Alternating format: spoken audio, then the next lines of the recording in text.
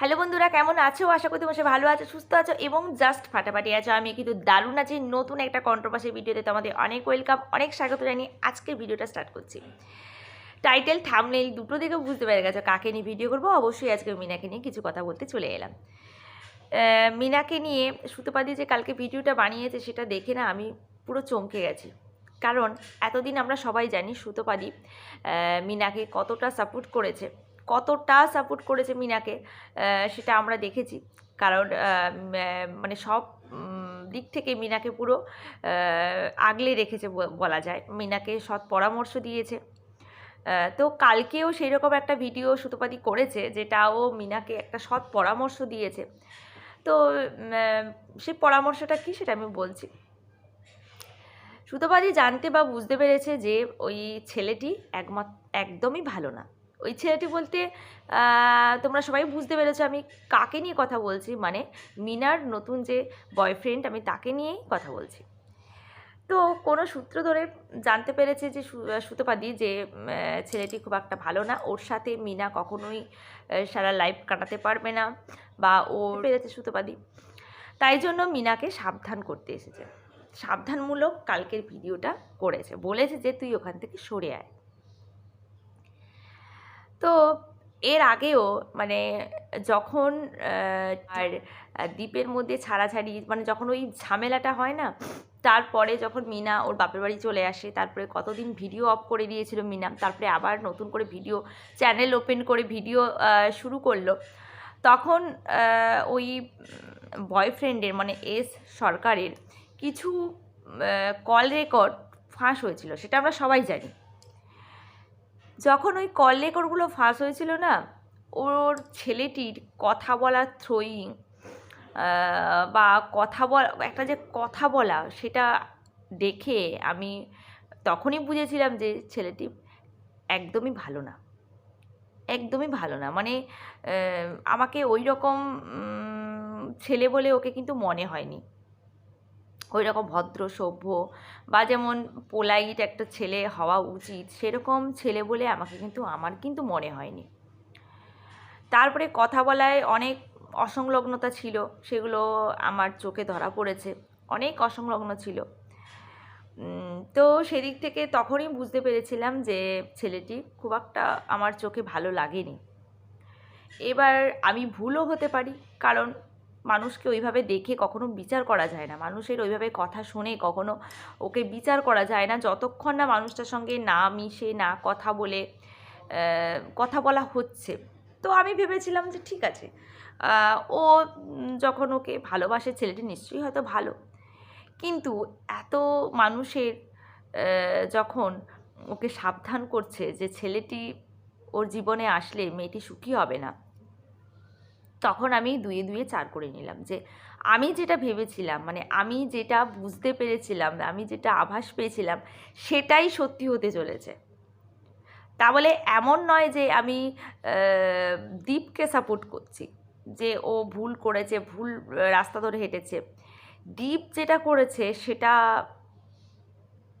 চূড়ান্ত অন্যায় করেছে। দীপ যেটা করেছে মিনার সাথে, কারণ মিনা একটা সম্পর্কে গেছে, মিনা সেটা স্বীকার করেছে ওর হাজব্যান্ডের কাছে যে আমি একটা সম্পর্কে গেছি।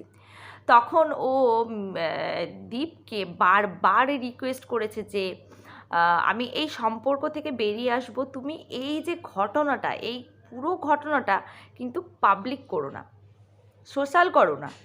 এটা কিন্তু বারবার কিন্তু মিনা এটা বলেছে।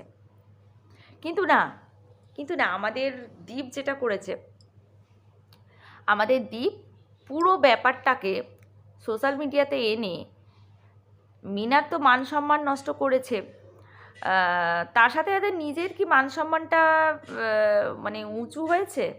আমার তো মনে হয় ওর এই বউকে ছোট করে ওর মান সম্মানটা অনেকটা উঁচু হয়েছে।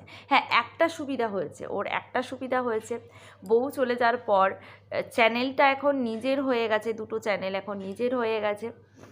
চ্যানেলে এখন ছেলেকে দেখিয়ে সিম্প্যাথি নিয়ে প্রচুর ভিডিও করেছে, প্রচুর ভিউজ পেয়েছে। সবাই কিন্তু চ্যানেলের মানে ভিডিওগুলোর কমেন্ট বক্সটা খুললে কিন্তু দেখা যায় প্রত্যেকটা ভিউয়ার্স বলে যে আমরা কিন্তু তোমাকে সাপোর্ট করেছি তোমার ওই বাচ্চা ছেলেটার মুখের দিকে তাকিয়ে, তাই ওকে সময় দাও, ওকে সময় দাও, এইভাবে করো না, ওকে সময় দাও, এরকম কিন্তু হাজার একটা কমেন্ট কিন্তু দেখা যায়। তাহলে এটা আমাদের কাছে পুরো ক্লিয়ার যে ছেলের জন্যই ওর চ্যানেলটা এখন গ্রো করছে, এত ভিউজ হচ্ছে শুধুমাত্র ওই ছেলেটার জন্য।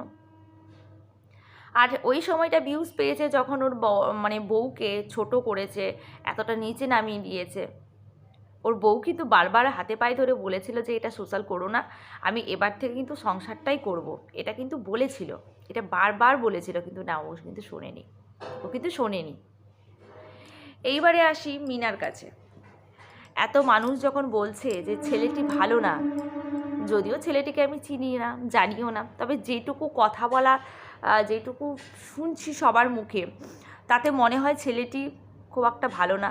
শুধুমাত্র তোমাকে মানে তুমি যেহেতু একটা সোশ্যাল মিডিয়ার একটা বড় জায়গায় চলে গেছো, বা তোমার কে সবাই চেনে, বা তোমার চ্যানেল অনেকটা গ্রো করে গেছে, আরও ভবিষ্যতে তুমি আরও উন্নতি করবে, এই সমস্ত কিছু দেখেই কিন্তু হয়তো ছেলেটা তোমাকে ভালোবেসেছে। মানে তোমার টাকা দেখে বা তোমার এই চ্যানেলের সব প্রতিপত্তি দেখেই তোমাকে ভালোবেসেছে, তোমাকে মন থেকে কিন্তু ভালোবাসেনি, তোমাকে মন থেকে ভালোবাসেনি। তাই মানে চ্যানেলের ভিডিওগুলো দেখে তার প্রসঙ্গেই কিন্তু আমি বলছি কথাগুলো, যদিও আমি পার্সোনালি কোনো কথা জানি না। যে সমস্ত চ্যানেলের ভিডিওগুলো দেখছি, যে সমস্ত যারা তোমাকে চেনে, যাদের সঙ্গে তোমার কথোপকথন হয়েছে, ফোনে কথা হয়েছে, তারাই সোশ্যাল মিডিয়াতে এই কথাটা চাউর করেছে যে সেখান থেকে সরে আসার জন্য। সেই সূত্র ধরেই আমি কিন্তু বলছি, আমি কিন্তু পার্সোনালি কোনো কাউকে কিন্তু চিনি না, পার্সোনালি কারোর সাথে কিন্তু আমার যোগাযোগ নেই, কিন্তু আমি ওদের কথার সূত্র ধরেই কিন্তু বলছি যে সবাই যখন বলছে তুমি কিন্তু একবার খতিয়ে দেখতে পারো। বলছি না যে এই মুহূর্তে সরে আসো, এই মুহূর্তে সরে আসাটা কখনোই সম্ভব না।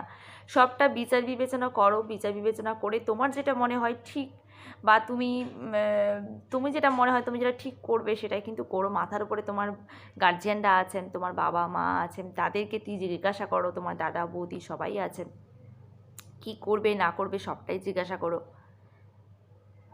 তো নিজের মতন থাকোই না। হ্যাঁ, তুমি যে ছবিটা পোস্ট করেছিলে, মিনার কথা বলছি, সেখানে একজন এত বড় একটা কমেন্ট করেছে, এত বড় একজন ভিউয়ার্স এত বড় একটা কমেন্ট করেছে যে কি দরকার আবার নতুন সম্পর্কে জড়িয়ে, 5টা বছর ওকে সময় দাও না, 5টা বছর সময় দিয়ে নিজে একটা বাড়ি করো, মাথার গোজার একটা ছাদ তৈরি করো, একটা বাড়ি তৈরি করো, কিছু টাকা জমাও, নিজের জন্য কিছু ভাবো।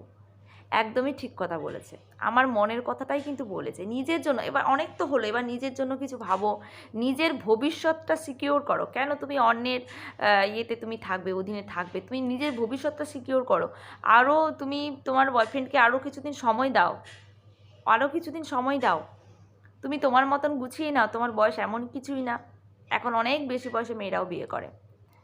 তাই বলবো যা কিছু করবে পাটা যখন সামনের দিকে স্টেপটা ফেলবে, তখন পুরো দেখে নেবে যে সামনের যে পাটা আমি ফেলছি সেখানে কোনো কাঁটা আছে নাকি, কাঁটাটা যেন আমার পায়ে না বেঁধে, এটা দেখেই কিন্তু তুমি পায়ের সামনের স্টেপটা কিন্তু ফেলবে। আশা করি বুঝতে পেরেছো কি বলতে চাইছি। আর সুতোপাদি যে কথাগুলো বলেছে, সে কথাগুলো একটু শুনে চলো, আমার মনে হয় তোমার ভালোই হবে। কারণ আমরা সত্যি সবাই তোমাদের মানে তোমার ভালোই চাই, আমরা সত্যি তোমার ভালো চাই। তুমি ওখানে থাকতে পারোনি, কারণ ওই রকম ফ্যামিলি, ওরা কেমন ফ্যামিলি সেটা আমরা সবাই বুঝতে পেরেছি বা জানতে পেরেছি, ওরা কেমন টাইপের ফ্যামিলি, ওরকম ফ্যামিলিতে থাকা যায় না। তো তুমি এতদিন অ্যাডজাস্ট করেছিলে, আর হয়তো সহ্যের বাঁধ ভেঙে গেছে, তুমি থাকতে পারোনি। তো অনেকেই তো সংসার করতে পারে না, অনেক ঝামেলার কারণে বেরিয়ে আসে, ডিভোর্স হয়ে যায়, মিউচুয়াল ডিভোর্স হয়ে যায়। তুমি তোমার মতন সুখে থাকো না, তোমার বয়ফ্রেন্ডকে আরও কিছুদিন সময় দাও। তো বলবো সবটা বিচার বিবেচনা করে কিন্তু তুমি এগিয়ে চলো, সবার সৎ পরামর্শ নাও, দেখবে তোমার ভালোই হবে, খারাপ কিছু হবে না। তো চলো, আজকের মতো ভিডিও তোমাদের থেকে বিদায় নিচ্ছি। পরে তোমার সঙ্গে দেখা যাচ্ছে নেক্সট কোনো একটা ভিডিওতে। ততক্ষণ তোমরা সুস্থ থেকো, ভালো থেকো, সাবধানে থেকো, আর তোমাদের কি মতামত কিন্তু অবশ্যই কিন্তু কমেন্ট বক্সে জানিও। তো চলো, আজকের মতো তোমাদেরকে বিদায় নিচ্ছি, পরেবারে নতুন একটা কন্ট্রোভার্সি ভিডিওতে তোমার সঙ্গে দেখা হচ্ছে। আজকের মতন টাটা।